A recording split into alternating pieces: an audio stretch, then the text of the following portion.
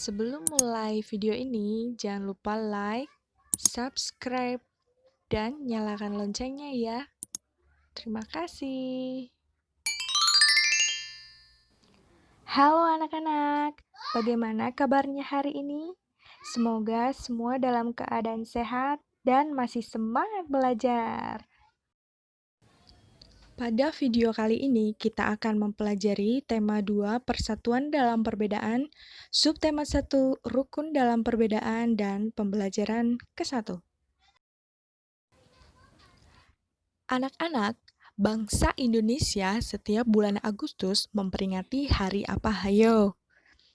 Ya, setiap bulan Agustus, tepatnya setiap tanggal 17 Agustus, bangsa Indonesia selalu merayakan Hari Kemerdekaan Republik Indonesia. Lalu, bagaimana sejarah proklamasi kemerdekaan? Siapa yang memproklamasikan? Dan bagaimana teks proklamasinya? Nah, untuk lebih jelasnya, marilah kita simak video berikut.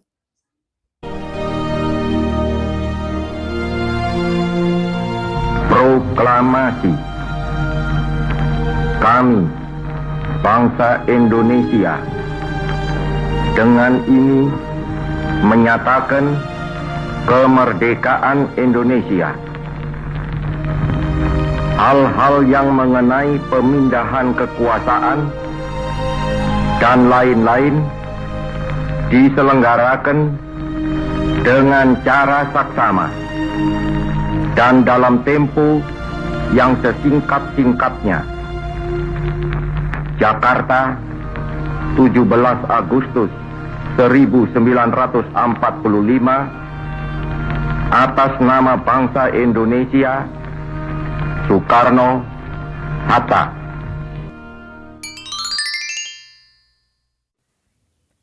Nah, berdasarkan video tadi, kalian sudah mendengarkan pembacaan teks Proklamasi Kemerdekaan Republik Indonesia tanggal 17 Agustus 1945.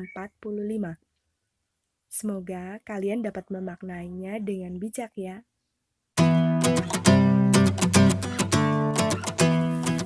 Sejarah Proklamasi Kemerdekaan Indonesia diawali dari peristiwa dijatuhkannya bom atom di kota Hiroshima tanggal 6 Agustus 1945 dan di kota Nagasaki tanggal 9 Agustus 1945 oleh tentara sekutu, membuat Jepang mengalami kekalahan.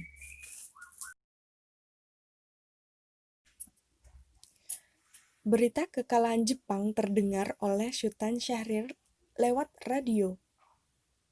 Dan Sultan Syahrir mendesak agar Soekarno segera memproklamasikan kemerdekaan Indonesia.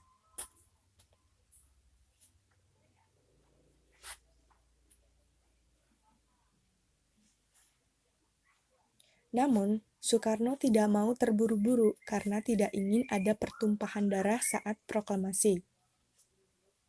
Dan Soekarno berpendapat yang berhak memproklamasikan kemerdekaan adalah PPKI, Panitia Persiapan Kemerdekaan Indonesia. Sementara itu, Sultan Syahrir menganggap bahwa PPKI adalah badan buatan Jepang dan nantinya proklamasi oleh PPKI merupakan hadiah dari Jepang.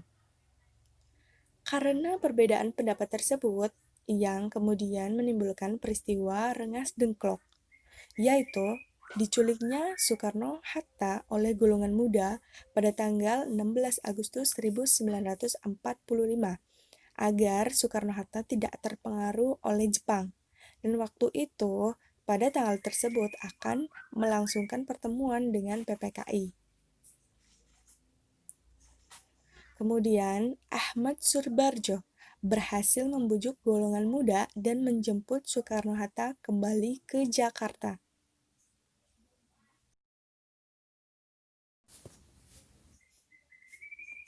Perumusan teks proklamasi pada tanggal 16 Agustus 1945 di rumah Laksamana Tadasi Maeda, Jalan Imam Bonjol nomor 1.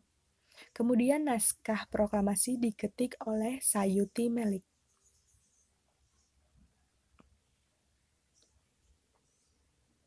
Proklamasi Kemerdekaan Indonesia dilakukan pada hari Jumat, tanggal 17 Agustus 1945 di Jalan Pegangsaan Timur nomor 56, Jakarta.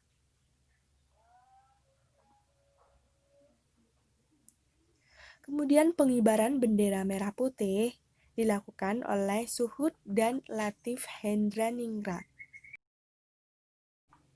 Dan yang menjahit bendera merah putih tersebut adalah Ibu Fatmawati. Baik anak-anak, itulah sejarah proklamasi kemerdekaan Indonesia. Lalu, apa makna proklamasi kemerdekaan bagi kalian? Ya, silakan kalian jawab sendiri-sendiri ya. Dan boleh ditulis di buku tugas. Negara Indonesia terdiri dari ribuan pulau yang kaya aneka ragam tumbuhan. Mari kita belajar adaptasi tumbuhan. Adaptasi adalah penyesuaian diri makhluk hidup terhadap lingkungannya.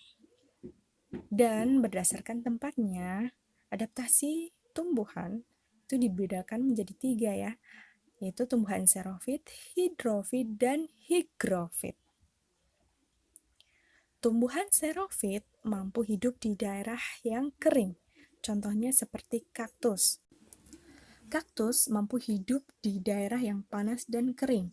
Permukaan tubuh kaktus dipenuhi dengan daun yang berbentuk jarum atau duri, sehingga mengurangi penguapan air agar tidak banyak kehilangan air dari tubuhnya.